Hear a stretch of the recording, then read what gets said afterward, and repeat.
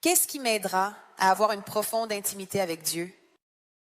Il répondra à chacun de mes besoins affectifs, quels qu'ils soient, car très souvent, dans notre vie quotidienne, nous ne voyons que le Dieu des cieux, celui qui règne au-dessus de tout. Mais nous oublions parfois que le Dieu des cieux est aussi le Dieu de la terre, ici-bas, et qu'il peut véritablement subvenir à tous tes besoins, quels qu'ils soient, sans exception. Dites à tous les besoins. Il y a sûrement des personnes mariées ici. Honnêtement, est-ce que ton conjoint répond à tous tes besoins affectifs? Même si tu es à côté de ton conjoint, tu ne veux pas le lui dire pour ne pas lui briser le cœur, mais c'est évident que non.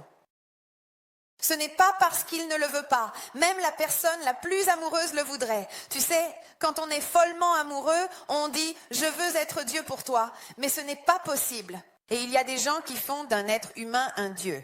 Tu dois répondre à tous mes besoins. Non, Dieu nous a créés pour que nous soyons complets en lui. Quand tu reçois tout l'amour du ciel, tu seras capable de donner un amour différent parce que tu ne donneras pas l'amour du type « je veux tout ». Tu ne m'aimes pas, tu ne me dis pas assez que tu m'aimes. Tu ne me veux pas parce que tu ne fais pas ceci. Alors il te manque cela et tu ne m'as pas appelé et tu ne m'as pas répondu. Tout cela concerne des gens malades. Je le sais parce que tu reçois des messages, tu te dis, c'est une personne malade. Tu n'as pas fait, tu n'as pas dit, tu n'as pas fait. Nous ne sommes pas Dieu. Nous ne devons même pas chercher à satisfaire nos besoins chez l'autre. Combien de couples sont malades, épuisés, à cause d'une personne qui veut toujours plus? Donne-moi ceci. La Bible les appelle les sœurs. Donne-moi, donne-moi. Vous avez lu, n'est-ce pas? Donne-moi ceci, donne-moi cela, donne-moi encore, donne-moi toujours. Il t'appelle 8 milliards de fois. Les hommes ne peuvent pas répondre à tous tes besoins. Amen. Tu dois apprendre à recevoir tout ce dont tu as besoin dans la présence de Dieu. Et quand tu appelleras quelqu'un, ce sera peut-être pour partager avec cette personne. Regarde, j'étais désespérée. Je suis allée dans ma chambre, je me suis agenouillée dans les toilettes du centre commercial. Parce que la chambre, ce n'est pas seulement ta chambre. Cela signifie le lieu secret, un endroit où il n'y a personne. Et Dieu m'a parlé, j'étais anxieux. Ah, tout est sorti de moi. Grâce à Dieu. Il m'a dit cela, il m'a apaisé, j'ai fait une prière, le Seigneur est avec moi, le Seigneur est mon berger, je ne manque de rien. Amen. Donc, le passage que nous devrions ensuite connaître par cœur, lisons-le ensemble. Matthieu 6, où il est dit, « Mais toi, quand tu pries, entre dans ta chambre, ferme la porte et adresse ta prière à ton Père qui est. » Dieu est partout, comme mon Père dans le secret. Il est en train de dire que dans le secret de ce moment, en d'autres termes, c'est dans ce moment d'intimité. Ton Père est dans ce moment d'intimité. Si tu fermes la porte, ton Père sera là. Et il dit, c'est lui qui voit dans le secret, il te le rendra. Chaque fois que je prends du temps pour être avec Dieu et prier, il me récompensera. Je ne le fais pas pour la récompense, mais je serai toujours récompensé. Amen. La vie, comment est-elle? Je ne le fais pas pour la récompense, mais il y a une promesse. Et la promesse, c'est que nous serons toujours récompensés. Donc ce temps personnel, la semaine prochaine, je t'expliquerai comment commencer à le faire. Nous avons créé une roue de prière pour te dire à chaque moment ce que tu dois faire jusqu'à ce que l'intimité arrive. Parce qu'aujourd'hui, moi qui ai de l'intimité avec Dieu, qui prie depuis des années, nous entrons déjà dans l'intimité. Quand tu connais quelqu'un depuis des années, tu n'as pas besoin de commencer par dire « Salut, bonjour, je m'appelle Rosie, et toi, comment tu t'appelles? Qu'est-ce que tu fais ?» Alors, la prière d'une personne qui n'a pas d'intimité, c'est comme ça. Merci Seigneur pour le ciel, pour le temps. Quelle belle journée, salut Jésus. Quand tu as de l'intimité avec Dieu, tu vas droit au but. Amen. Parfois, je pense que ça vous arrive aussi. Quand tu as beaucoup d'intimité avec quelqu'un, tu oublies presque de lui dire bonjour. Tu lui dis déjà, alors qu'est-ce que tu penses de... Puis tu te rappelles que le matin, moi par exemple, j'écris après bonjour. Bonne journée, du genre j'ai oublié de dire bonjour, parce que c'est de l'intimité. Alors que si j'appelle quelqu'un, salut, mais comment ça va, bonne journée, toutes ces choses, mais on commence par là pour arriver à quelque chose de plus profond, Qui veut avoir une relation fantastique avec Dieu? Qui veut vraiment connaître sa voix dans le secret? C'est merveilleux. La meilleure partie de Dieu, c'est Dieu. Ce n'est pas l'Église, ce ne sont pas les missions. Nous faisons tout cela parce que nous voulons que les gens le connaissent, lui. Donc nous partons en mission, nous prêchons l'Évangile, nous faisons la louange, nous créons l'Église. Il l'a créée pour cela, pour nous apprendre à marcher avec Dieu. Enoch a marché avec le Seigneur. Abraham, l'ami de Dieu, merveilleux. Ce que nous devons développer cette année, c'est une amitié profonde avec Dieu, afin qu'il puisse dire « Jean est mon ami, Anne est mon ami, Fiorella est mon ami. » Amen. Et il pourra, ce que l'œil n'a pas vu et que l'oreille n'a pas entendu, dit Paul aux Corinthiens, ce que l'œil n'a pas vu et que l'oreille n'a pas entendu, Dieu l'a préparé pour ceux qui l'aiment. Cela signifie que certaines choses, Dieu ne les donnera qu'à ses enfants prophètes, seulement à ses enfants, à ceux qui l'aiment, et le lieu secret est le lieu de l'amour. Alors, peux-tu avoir de l'intimité avec ton mari ou ta femme pendant que tu es en voiture? Bien sûr, il existe un type d'intimité, plus intellectuelle, de l'affection, des caresses. Oui ou non? Peux-tu aussi avoir de l'intimité alors qu'il y a beaucoup de monde autour? Oui, peut-être par un regard, un geste particulier.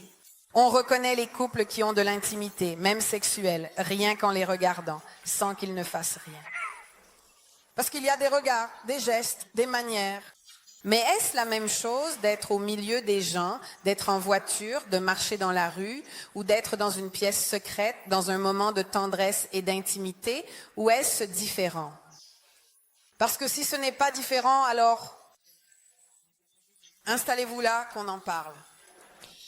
Donc, même si quelqu'un dit « mais moi je parle avec Dieu en marchant dans la rue, moi aussi ». Mais quand je suis dans sa présence, quand je l'adore, là c'est un lieu secret d'intimité, c'est différent. Amen. Maintenant, venons-en à la plus grande difficulté pour arriver à tout cela. Nous avons dit tout à l'heure que le diable sait que c'est un moment tellement important pour moi, c'est mon moment avec Dieu, qu'il fera tout pour m'en empêcher. Et là, je dois me positionner. Donc maintenant, je vais te parler. Le renforcement de l'antichambre de la prière. Le choix, la décision, le positionnement. Donc avant de prier, dites avec moi. Avant de prier, je dois pouvoir choisir que je veux prier. Pour moi, Genèse 2, 16, 17. Dieu, le Seigneur, ordonna à l'homme, tu peux manger de tous les arbres du jardin, mais de l'arbre de la connaissance du bien et du mal, tu n'en mangeras pas, car le jour où tu en mangeras, tu mourras certainement. Dieu dit à l'homme, tu peux toucher à tous les arbres, sauf à celui-ci. Qu'a fait l'homme? Ça, vous le savez au moins, non? Même si ce n'était pas une pomme, il n'est pas écrit dans la Bible que c'était une pomme. C'était un fruit. Lequel? Ça aurait pu être aussi une banane. Ça aurait pu être n'importe quel fruit. Si Dieu avait voulu obliger l'homme, qu'aurait-il fait? Il aurait mis une protection autour de l'arbre. Une fois, j'ai dit, mais pourquoi n'a-t-il pas mis une protection? Personne n'y serait arrivé. Avec une sorte de chose comme ça. Ce n'est pas vrai. Ah, je ne peux pas toucher. Au contraire, il a dit, tu vois tous ces arbres. Il y a celui-là. Il n'a rien mis autour. Il n'a pas mis les anges comme à l'extérieur du jardin quand il ne voulait pas que l'homme entre. La Bible dit que 2 anges, 2 chérubins ferment le jardin. Cela veut dire, ici, tu n'entres pas. Point final. Mais à l'intérieur du jardin, il n'a rien protégé. Il a juste dit, à toi de voir. Cela signifie le choix. Depuis le début de la Bible, Dieu nous donne des choix. Il ne nous oblige à rien. Dites-moi, tout ce qui est vraiment obligatoire, en réalité, ne fonctionne pas. Répétez-le, je vous en prie. Tout ce qui est obligatoire, absolument obligatoire, ne fonctionne pas. Le Seigneur nous dit, regarde, enferme-toi dans une pièce avec moi, prie, entre dans l'intimité, mais lui ne t'obligera jamais à faire cela. Je suis désolée. C'est toi qui, de tes propres jambes, devras te rendre jusqu'à ce lieu de prière. La Bible parle toujours de choix. Regarde dans Deutéronome 30, 15. Vois, je mets aujourd'hui devant toi la vie, le bien, la mort et le mal. Cela signifie que vous choisissez. Dites-moi, c'est moi qui choisis. Regarde Romains 10, 9, 11 lorsqu'il est question du salut. Car si de ta bouche tu confesses Jésus comme Seigneur et si dans ton cœur tu crois que Dieu l'a ressuscité des morts, tu seras sauvé. En effet, c'est avec le cœur que l'on croit pour obtenir la justice et c'est avec la bouche que l'on fait confession pour être sauvé. En effet, l'Écriture dit « Quiconque croit en lui ne sera pas déçu ». Alors, le salut est pour tous, mais si, dites avec moi, si de ta bouche tu as confessé, si tu es vraiment d'accord avec Dieu que Jésus est le Seigneur, que Jésus est Dieu, que c'est Jésus qui décide de tout, et si dans ton cœur tu as cru que Dieu l'a ressuscité des morts, alors oui, tu seras sauvé. C'est pour tout le monde, mais tu dois faire un choix. Tu dois te positionner. Si tu es ici pour la première fois ou que tu nous regardes en ligne et que tu ne t'es jamais positionné, Dieu, je veux vivre avec toi, je veux croire en Jésus de tout mon cœur, je veux le déclarer de ma bouche. C'est la porte pour que tu puisses entrer dans une relation avec Dieu. Mais tu dois choisir.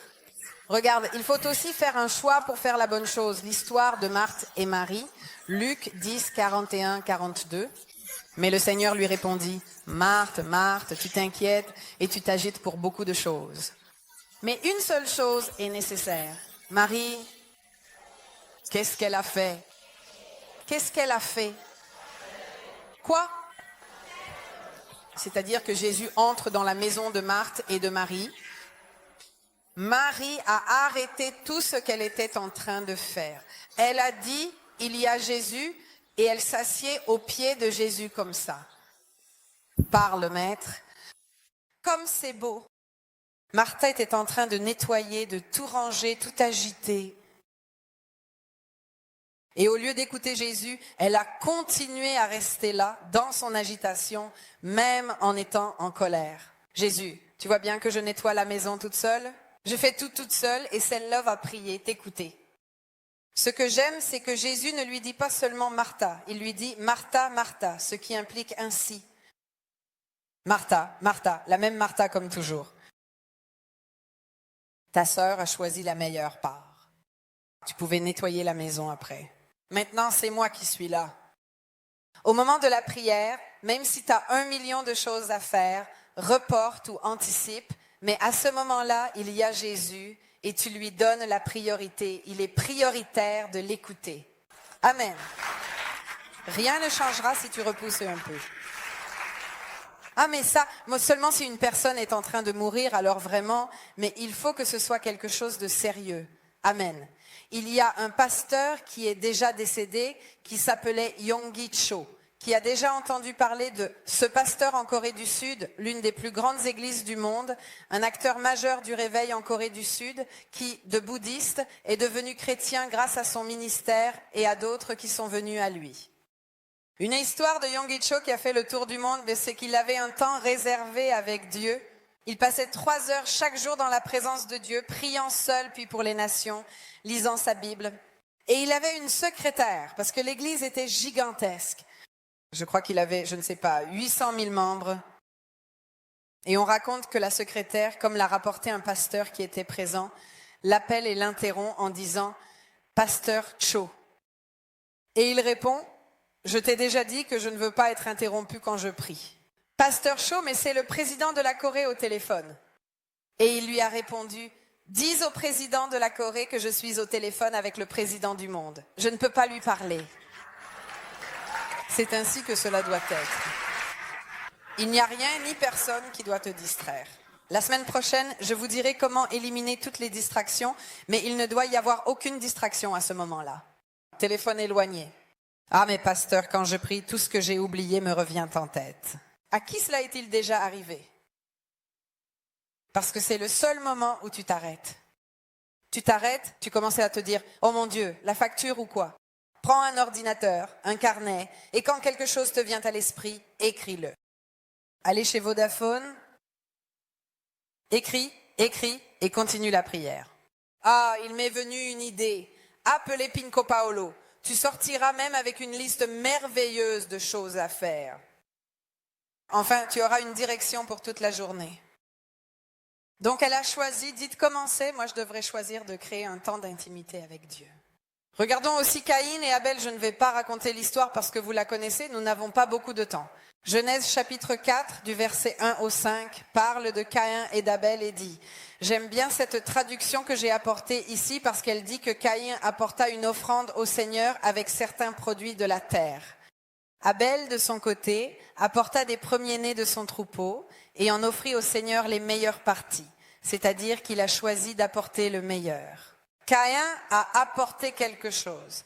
Abel n'a pas simplement apporté quelque chose, il a choisi d'apporter le meilleur qu'il avait et Dieu a aimé l'offrande d'Abel parce que ce n'était pas juste une offrande, c'était le meilleur qu'il pouvait donner à ce moment-là. Dieu a aimé son cœur. Vous voyez, tu as le choix d'offrir à Dieu le meilleur temps, la meilleure chose. Et le temps avec Dieu dépend de toi. Amen. Ce sont des choix que nous devons faire. Dites-moi, toute la Bible parle de choix, de la Genèse à l'Apocalypse. Je vais te montrer rapidement les 7 lettres de l'Apocalypse. Il y a des reproches. Qui les a déjà lus? Il y a des reproches et puis il y a des récompenses. Et tu liras, à part dans la lettre à Éphèse, c'est littéralement écrit ainsi, « Au vainqueur je donnerai ». Cela signifie que pour vaincre, je dois choisir d'aller à l'encontre du péché de cette Église. Et il dit, « Regardez, Église d'Éphèse, reproche, elle a perdu son premier amour. Que gagnera-t-elle si elle fait tout pour ne pas perdre ce premier amour? Je donnerai à manger du fruit de l'arbre de la vie qui est dans le paradis de Dieu. » Smyrne réprimande. Aucun reproche. Ils sont seulement exhortés à affronter les tribulations. Si tu affrontes les tribulations, ici j'ai écrit ce que tu gagneras. Mais dans la Bible, il est écrit, « Au vainqueur, je donnerai. Il ne sera pas touché par la seconde mort. » Église de Pergame reproche à ceux qui suivent la doctrine de Balaam et des Nicolaïtes, ceux qui disaient « Fais ce que tu veux, de toute façon le ciel existe. » Qu'obtiendra-t-il? Je lui donnerai une pierre blanche avec un nom nouveau. Ça t'attire, je te reproche. Tolérance envers Jézabel, esprit de manipulation qui trompe les serviteurs de Dieu, immoral. Qu'obtiendra-t-il? Au vainqueur, je donnerai le pouvoir sur les nations et je lui donnerai aussi l'étoile du matin. Jésus, sarde, reproche, considéré comme morte et n'a qu'un seul reste de bonnes œuvres. Qu'obtiendra-t-il? Il sera vêtu de vêtements blancs et son nom ne sera pas effacé du livre de vie. Philadelphie, aucun reproche. Elle est louée pour sa fidélité même dans les difficultés. Si elle surmonte les épreuves, je ferai de lui une colonne dans le temple de mon Dieu et il n'en sortira plus jamais. Et enfin, Laodicée est tiède, ni chaude, ni froide. Elle ne se rend pas compte de sa condition, mais au vainqueur, je permettrai de s'asseoir avec moi sur mon trône, comme moi-même j'ai été vainqueur et me suis assis sur le trône de mon Père. Comment puis-je vaincre si je ne me mets pas en jeu? Dites-le-moi. J'ai vaincu quoi? Ah, mais Jésus a déjà vaincu pour moi. Mais ici, il n'est pas question de Jésus ni de salut. Il parle ici des difficultés dans l'Église. Les 7 églises de l'Apocalypse représentent 7 moments prophétiques. Ce sont 7 églises qui ont existé. Ce sont 7 types d'églises. L'église tiède, si tu surmontes cela, l'église qui a perdu son premier amour, l'église idolâtre, l'église de l'hypergrâce. Et Dieu dit, si tu vins au vainqueur, je donnerai. Rappelle-toi, tu dois te mettre en compétition pour vaincre et choisir de quel côté tu veux être. Dites avec moi, je dois choisir de quel côté je veux être. Donc, si tu veux prier, si tu veux avoir une vie avec Dieu, tu dois être positionné. Je suis croyant, j'ai mon temps avec Dieu, j'aime Jésus et je vis pour lui. Une personne positionnée, regarde comment elle fait. Ah oui, c'est terrible, mais Dieu est avec nous et il nous aidera. Cette personne a une maladie, je prierai et nous ferons sortir quelque chose. Dieu nous aidera à nous en sortir.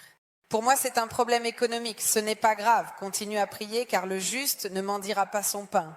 Une personne positionnée est une personne qui a toujours une vision bienveillante parce qu'elle marche en accord avec la parole de Dieu. Une personne positionnée est une personne qui voit les choses comme Dieu les voit parce qu'elle est positionnée dans sa parole. Tu dois être positionné en Dieu et dans la certitude que tu veux avoir plus cette année, que tu veux mieux connaître Dieu cette année et sa parole. Si tu ne te positionnes pas, cela ne tombera pas du ciel. C'est la mauvaise nouvelle. Cela ne tombera pas du ciel. L'intimité est une conquête. Amen. Mais lorsque tu es intime, alors vraiment Dieu te parlera pendant que tu es sur la route. Dieu te parlera pendant que tu cours. Dieu te parlera pendant que tu nages. Quand nous avons commencé notre église, j'étais en train de nager dans une piscine. Un jour, je me suis réveillée en pensant que je devais nager. J'ai nagé, j'ai fait des compétitions. Donc cela faisait des années que je n'y allais plus. Et pendant que je nageais, je parlais en langue. Pendant que je nageais, on me demandait « Comment faisais-tu » Le Saint-Esprit me montre une personne et me dit « Grand évangéliste, je t'ai amené ici pour parler de moi à ce garçon qui aujourd'hui est croyant, Andrea, et qui sert dans Jésus vivant. Où que tu sois, Dieu sera en train de te parler. » J'ai fait un voyage en Europe où je croisais toujours un couple dans presque tous les trains. J'avais 25 ans, avec mon sac à dos, je parcourais l'Europe et je voyais toujours ce couple. Et le Seigneur me dit « Je veux que tu parles à ce couple. » Alors je vais aux toilettes un instant et je la retrouve. Elle me dit « Mon copain et moi, nous sommes venus faire un tour en Europe pour découvrir le sens de la vie. » J'ai passé des heures avec eux.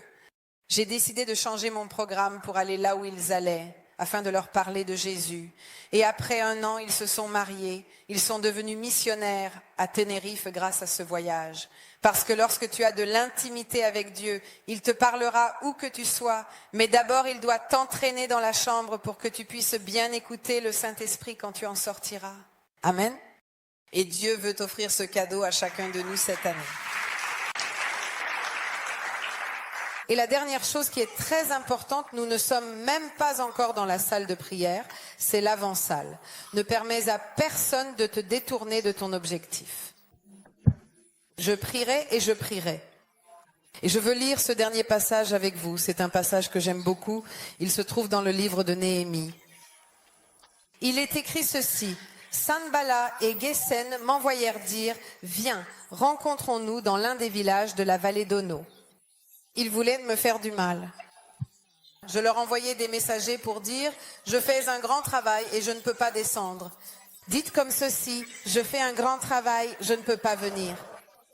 Le travail resterait en suspens si je le quittais pour descendre vers vous. 4 fois, dites comment? 4 fois. Ils m'envoyèrent dire la même chose. Viens, il y a quelque chose pour toi. Il voulait lui faire du mal. Il voulait détourner l'attention de Néhémie de son travail, celui de construire les murailles de la ville. Et il dit, 4 fois ils m'envoyèrent dire la même chose. Et je leur ai répondu la même chose. Je ne peux pas. Non, mais cette fête sera belle.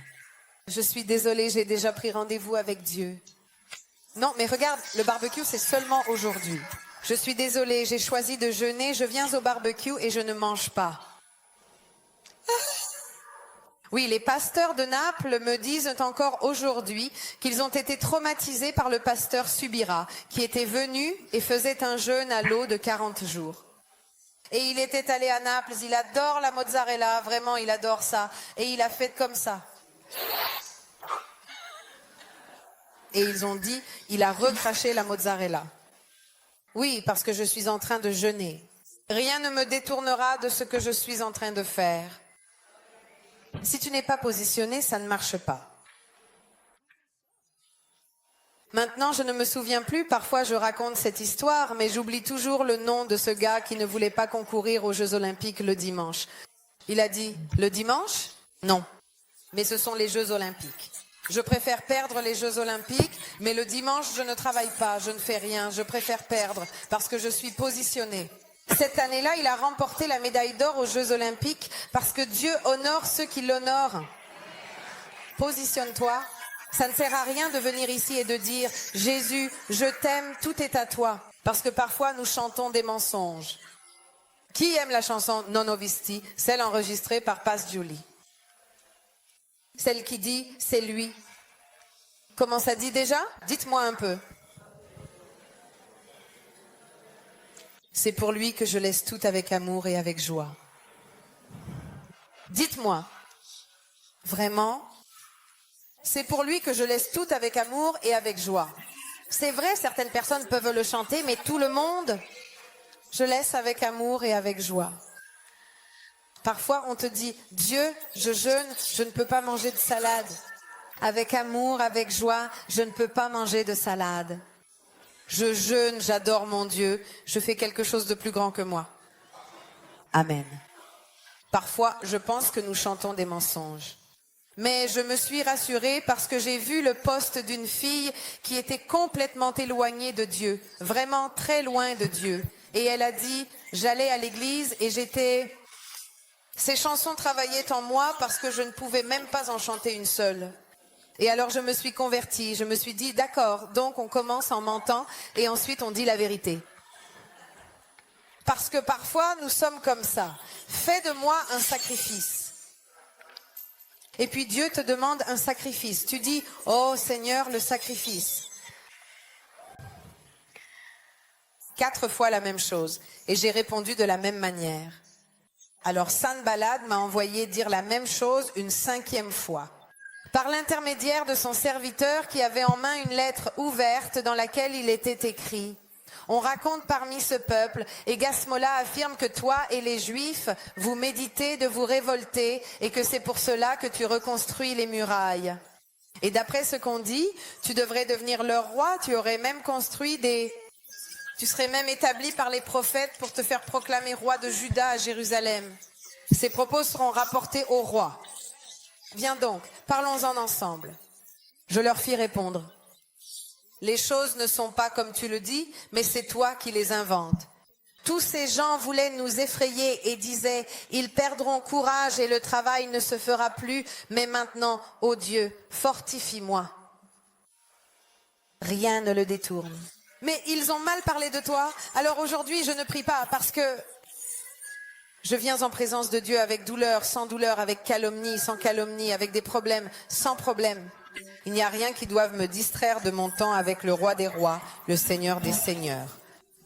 Parfois, si nous avons un rendez-vous avec le maire, si l'on te donne un rendez-vous avec le président de la République, du Sénat, tu ne peux pas manquer, tu arrives un quart d'heure en avance, parfumé et bien habillé.